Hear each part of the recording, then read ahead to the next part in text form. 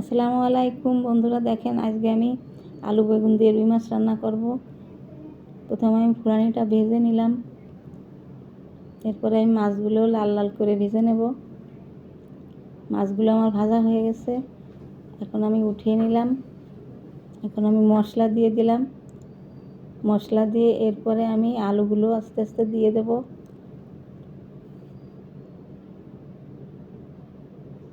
আলু দিয়ে দিলাম,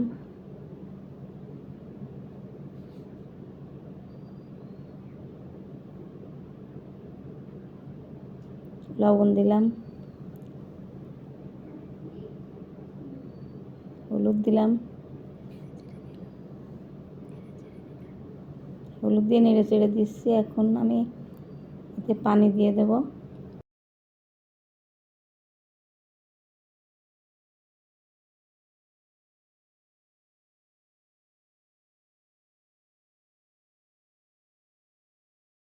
এবার আমি মাছগুলো দিয়ে দেব।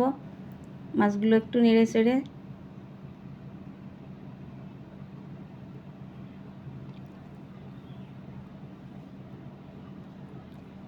এরপরে আমি ঝোলের পানি দিয়ে দেব। এবার আমি বেগুন দিয়ে দেব, কিছুক্ষণ জাল করে তরকারিটা নামিয়ে নেব।